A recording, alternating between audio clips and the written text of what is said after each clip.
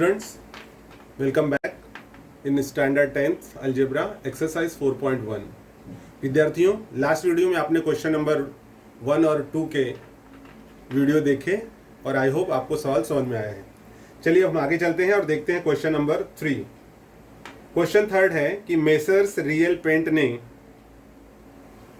प्रत्येक को 2800 रुपये कर पात्र मूल्य के लस्टर पेंट के 2 डिब्बे बेचे। जीएसटी की दर 28% हो तो कर बीजक में सीजीएसटी तथा एसजीएसटी कितने रुपए होगा। तो विद्यार्थियों, प्रश्न आपके टेक्स्ट बुक में दिया हुआ है, उसी आधार पर इसको हम हल करना शुरू करते हैं। देखिए, आपको इसमें दिया हुआ है कि पेंट के डिब्बे दिए गए हैं। तो एक पेंट के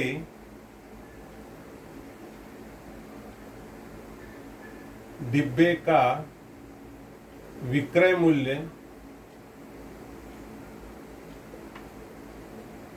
इज इक्वल्स टू ₹2800। एक पेंट के डिब्बे का विक्रय मूल्य है 2800 रुपये।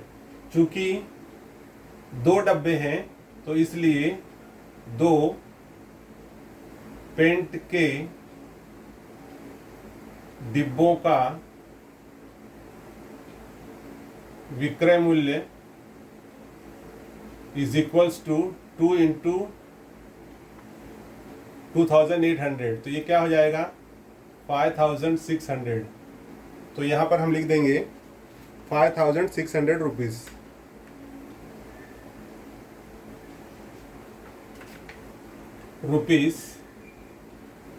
₹5600। विद्यार्थियों, इसमें दिया हुआ है कि अगर एक पेंट का डिब्बा जो है 2800 रुपये में आता है तो 2 डिब्बों का मूल्य कितना होगा। तो 2 डिब्बों का मूल्य हो जाएगा 5600 रुपये। अब फिर प्रश्न में कहा गया है कि इसकी जो जीएसटी की दर है वो 28% है। तो यदि जीएसटी की दर 28% है तो आपको सीजीएसटी और एसजीएसटी की दर क्या होगी। चूंकि जीएसटी की दर इज इक्वल्स टू 28%, इसलिए प्रश्न में है कि सीजीएसटी तथा एसजीएसटी कितने रुपए होगा ज्ञात करो। तो हमें क्या करना है, सबसे पहले हम जीएसटी की दर हमें मिल गया है, हम निकाल लेते हैं कि सीजीएसटी की दर बराबर एसजीएसटी की दर बराबर जीएसटी अपॉन 2। तो जीएसटी अपॉन 2 करेंगे हम, तो ये जीएसटी कितना है 28/2। तो ये हो जाएगा 14%। तो इसलिए सीजीएसटी की दर बराबर एसजीएसटी की दर, और वो हमें मिल गया है 14%। तो विद्यार्थियों, अब हम निकाल लेते हैं कि सीजीएसटी कितने रुपए दिया गया है। तो इसलिए सीजीएसटी बराबर 2800 रुपये गुणे 14/100। क्योंकि आप विद्यार्थियों देखो, एक पेंट का जो एक डिब्बे का जो मूल्य है वो 2800 रुपये है, तो 2 का हो गया 5600 रुपये। तो उन्होंने कहा एक जीएसटी की दर अगर 28% है तो आपको बताना है कि अगर जीएसटी, हम ऐसे भी कर सकते हैं कि जीएसटी 28% निकाल लो और उसके बाद जो उत्तर आता है टैक्स, मतलब जो आपको टैक्स जीएसटी मिल रहा है उसको हाफ कर दोगे तो आपको डायरेक्टली मिल जाएगा। अदरवाइज हम यहाँ पे ही अलग कर रहे हैं। सीजीएसटी और एसजीएसटी की जो दर है वो जीएसटी अपॉन 2 होगा, अर्थात 28/2। तो ये 14% हो गया। CGST equals to 5600 into 14/100। तो इसको हम कैंसिल कर देते हैं, यहाँ पर 0 कैंसिल। यहाँ क्या मिलेगा 56 इंटू 14, 14 चौका 56, 14 पचे 70, 14 छंग 84, हासिल 8 डालोगे 14 पचे 70, और यहाँ हो जाएगा 784। तो जो आपको मिला है इसमें वो है ₹784। तो चूंकि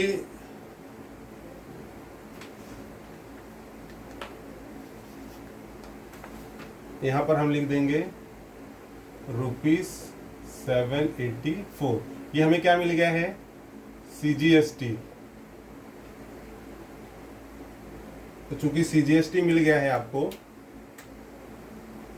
ये हमारा CGST है और हम जानते हैं दोनों का दर सेम है, इसलिए SGST इक्वल्स टू ₹784।